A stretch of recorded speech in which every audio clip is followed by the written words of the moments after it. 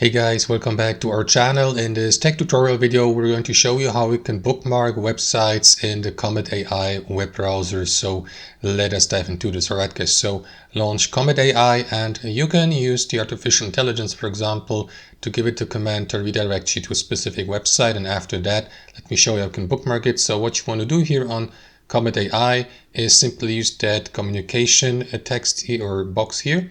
So here you can communicate with the artificial intelligence, with Perplexity AI in this case here. And let me navigate, for example, to this website. All you want to do is enter the command, press enter. You may also use the voice dictation for that.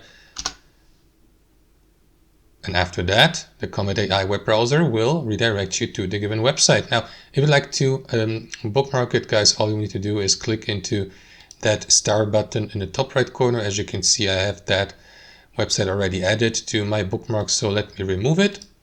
And again, simply click into this star button here. You may use also the shortcut Ctrl+D.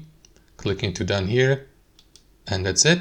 Thanks for watching. Hope you enjoyed this video, got some real value from it, and we'll see you next time on our channel.